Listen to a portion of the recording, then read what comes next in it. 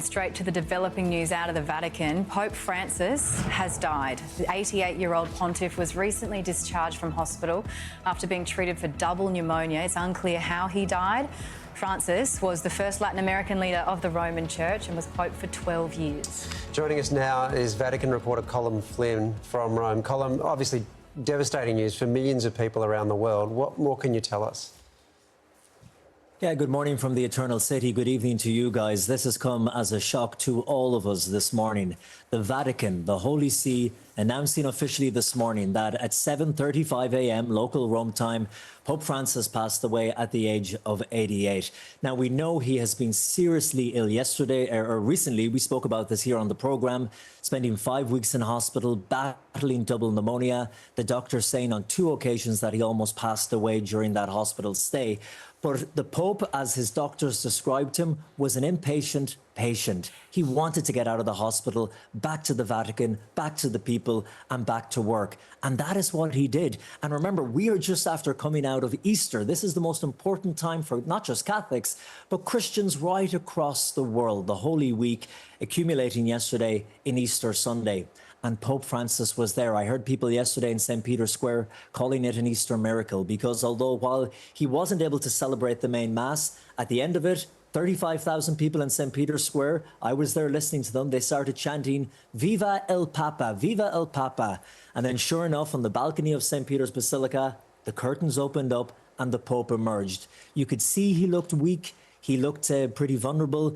He just said 2 sentences. He said, "Good morning, brothers and sisters, and I wish you a very happy Easter." What is the atmosphere like in Rome right now, and what are you expecting in the coming days? Well, even though, look, like I said, 88 years of age with an underlying health condition, not getting any better, I think people were expecting the worst to come eventually. But with his recent comeback, we thought, well, maybe actually he could see out the Jubilee year and please God, we could have a miraculous recovery where he could be with us a little bit longer. I think back to someone like Pope John Paul II. But at the moment now, it is shock, not just here in Rome. I can tell you guys that my phone is already ringing with their radio and TV stations, people concerned and wanting to know the news from right around the world. But now there will be a number of days of mourning. People will reflect on the papacy and the legacy of Pope Francis, the first ever Pope from Latin America. Remember, before that, the popes were always from Italy or from Europe. The mold was broken a bit with Pope John Paul II from Poland and then Benedict from Germany.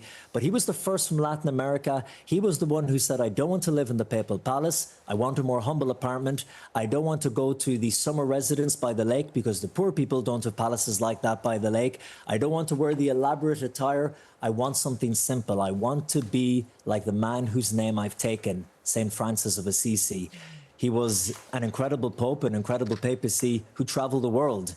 I've traveled with him to Mongolia, to South Sudan, to Papua New Guinea, to Iraq. He went to the ends of the earth to meet the marginalized, the migrants, to talk about the care for the environment.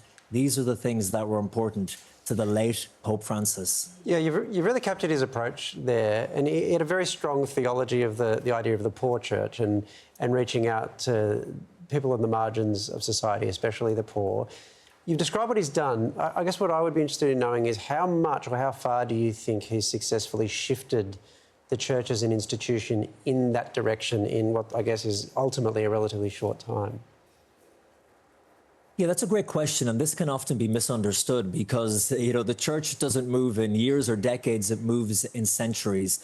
And while Pope Francis, absolutely, no doubt about it, he shifted the tone, the approach, and the style of the Catholic Church as an institution, he always stressed that he was not changing the gospel and the core teachings. I'll give you an example. It was quite controversial when he announced this declaration that people in same-sex relationships could now receive a blessing. So they could receive a blessing from the local priest. But many misinterpreted that, well, now they can get married in the church. But the Pope then said, no, the sacrament of marriage has always been and will always be between a man and a woman. I cannot change any of the 7 sacraments. So he changed the tone. He made it more welcoming. He made it more open to people of all different communities and backgrounds. But he always did maintain and stay steadfast that the gospel has been there for thousands of years. It hasn't changed before. It won't change now. But he was someone who was open to discussion. He had the synod where he brought hundreds of bishops and cardinals to Rome, and he said, look, talk about the issues, talk about women priests, talk about anything you like. But after that, then things kind of remain the same. And apologies, phones are ringing here because, as you can imagine, this is the biggest news story on the face of the planet at the moment. Colm, we might let you go because obviously you're extraordinarily busy at the moment. We might be able to come back to you later if you have a window in your no doubt crazy schedule. So thank you very much for your time. Really appreciate it. My pleasure, guys, and thank you.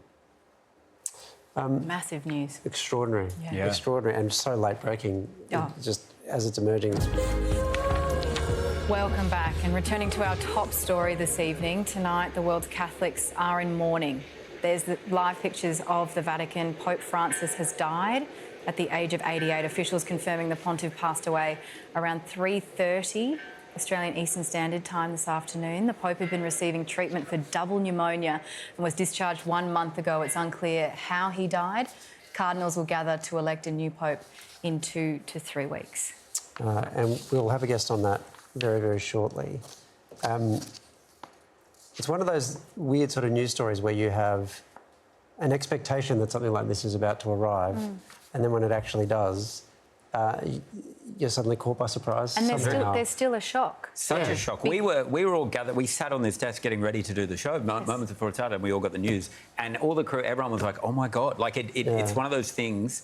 There's very few things that I think like hit quite like this. Yeah, and I think because he was seen yesterday on Easter Sunday in Rome and also met with JD Vance at the end of last week, he was, you know, in his position, he was still working up until his very last days. Yeah. And the JD Vance thing is really interesting too, because for him to be meeting a figure like that with so much, let's just say there is a lot about JD Vance's view of the world that would not be in alignment with Pope Francis's view of the world and his statements of support for minority groups, for migrants, for poor people. It's just extraordinary. That would be an energetic meeting. He was very openly critical of some of those policies. Yeah, extraordinary. All right. Let's go back to Colm Flynn, who we heard from in the first half of the show. He's in Rome.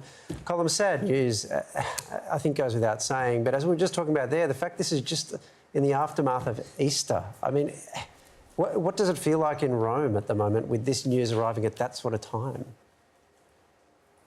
Yeah, I've been looking at live shots coming from St. Peter's Square right next to where I'm speaking to you from this morning, and people are beginning to gather and to hold vigil and to pray. I think really it hasn't set in yet. As you can see, the people there on your screen now gathering in front of the Basilica, the shock is still what's in the air and the disbelief. And people saying, really, did you hear this? Some people even asking, is this true? The Pope really has passed away because we saw him yesterday. And, you know, it's interesting, the Easter message is all about life and about light winning over darkness, good winning over evil. And Pope Francis, although when he was on the balcony of St. Peter's yesterday, he only spoke and said 2 sentences, good morning, brothers and sisters, and happy Easter, he had a pre-prepared 20-minute speech and he handed it over to his master of ceremonies, who read it to the crowd while he sat there in silence, sometimes even closing his eyes. And in that message, this is the last speech given to the world by Pope Francis, called the Urbi et Orbi, which means his message to the people of Rome, a message to the people of the world. It's pretty incredible and poignant when you think of what's happened since. But he said that the Easter message, Christ is alive, he's not in the tomb. We shouldn't look for him there. We should look for him out in the world. He said, I want to call for an end to violence and war and conflict around the world. I'm expressing my closeness to the people, the suffering people of Palestine and Israel. I want a permanent ceasefire and the release of hostages, the feeding of starving people around the world, an end to the war in Ukraine, praying for the Christian communities in Lebanon and Syria and in different parts of Africa where they have deep conflict and division as well. This was the last message given by Pope Francis. But you know what, guys, when you think about it, this is exactly what Pope Francis has been preaching since he became Pope back in 2013, the message of love and of peace, the gospel message. The death of a pope is steeped in centuries of tradition. Take us through what happens now. Now, when the shock passes and the realization sets in, we normally have around 9 days of mourning in and around the Vatican. And during that, people will start to come from around the world. World leaders will be paying their condolences and their respects. And people will start to reflect on the life and the legacy of the Holy Father. Of course, a legacy is in the eye of the beholder. It's a very complicated thing. There are those who were great fans of the Holy Father, Pope Francis, others who were rather confused and dismayed at some of the things he put emphasis on. But those are things that will be talked about in the weeks to come. But at the moment, it will be mourning. It will be reflecting on the points of his papacy. And then you will have the papal funeral in St. Peter's Basilica. Now, interestingly, the Pope, breaking tradition like he does with a lot of things, he has already requested that he is not buried in the crypt and in the tombs of the Vatican, along with all the other popes who have passed. He wants to be buried in a separate basilica here in Rome, the Basilica of Mary Major. It's one that he holds dear. It's a basilica that he has visited before and after every international papal trip he has taken. So that's an interesting point. But then after that, of course, the reality is that the mechanisms of the Vatican will kick in, and we will be looking at a conclave and for a successor and for the future leader of not only the Catholic Church, but over 1.4 billion Catholics around the world. Well, Colm, as you've reflected upon, Pope Francis struck me as a pope who wanted to do things differently. That seemed to be his legacy. Do you think that after that conclave, whoever his successor is, whoever the next pope may be, will they continue it, or will we see a different direction for the Church? That's a great question, and we have a saying here in Rome. The Italians say, you know, we have a fat pope, a skinny pope, a fat pope, a skinny pope, meaning that sometimes you can have a more conservative, more traditional pope, and then after that it swings back and you have a more liberal, more open pope, if you like. So we definitely saw that in after Pope John Paul II, you had Pope Benedict XVI, who was from Germany, a brilliant mind and a brilliant theologian, but someone who was used to the classroom and to teaching. He liked the rigor and the rules of the Catholic Church. He liked the beauty of it. He liked the beauty of the gospel. And then you had the first ever Latin American Pope, Pope Francis, who said, look, let's have synods. Let's put everything up for discussion. Let's talk about some of the more controversial and thorny issues of the Church that affect people all over the world. Let's go out to the people. Let's go to people of the Muslim faith, of the Jewish community. So we will have to wait and see what happens next. A lot of it will be down to the politics of the conclave. But ultimately, as Catholics, we believe it's the man upstairs, it's the Holy Spirit who's in charge and who will make that decision. Colm, it's such a huge day. It's so good to have someone like you to guide us through it. Commiserations for you, of course, as well as all your brothers in faith. And thank you very much for speaking to us tonight. My pleasure, and thank you for having me. The Prime Minister, Anthony Albanese, has been speaking on this at a press conference. Here it is. Australian Catholics and faithful around the world give thanks for the life of their Holy Father, Pope Francis, Bishop of Rome. Today, the prayers of more than 1 billion people from all nations and every walk of life go with Pope Francis to his rest. Born in Argentina in 1936 and ordained a priest in 1969, Pope Francis' fellow cardinals elected him Pope in 2013. His was a papacy of firsts, the first Pope to hail from the Americas, the first Jesuit Pope, and the first to take the name of that great champion of the poor, St. Francis of Assisi.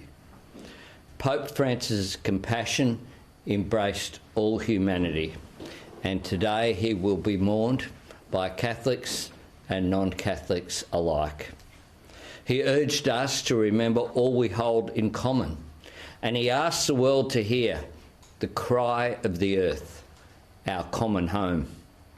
He invited world leaders to join him and, to quote him, emerge from the dark night of wars and environmental devastation in order to turn our common future into the dawn of a new and radiant day. He was very much a modernist. His message that he sent out echoed in our region during his historic visit to Indonesia, Papua New Guinea, Singapore and Timor-Leste. The first Pope from the Southern Hemisphere was close to the people of Australia.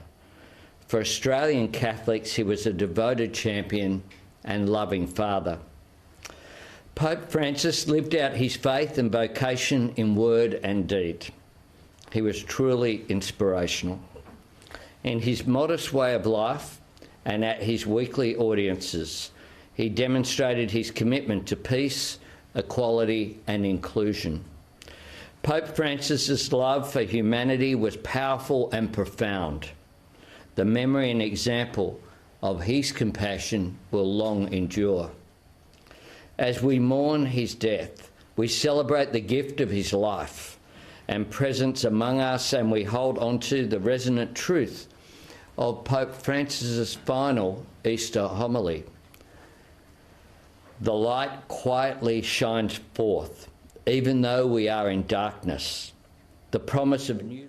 So we'll leave that there, but it's extraordinary how his final words at that enormous, the holiest day in the Christian calendar, it seems such a fitting way for him to have gone out. Yeah, everything about this story, as it's breaking news right now, it just feels quite revered. It's got this sense to it right now, 100%. Yeah. On such a significant time of year, I think, as well. Absolutely. Yeah, maybe it'll actually turned out extraordinarily, well's not the right word, but you know what I mean, appropriately.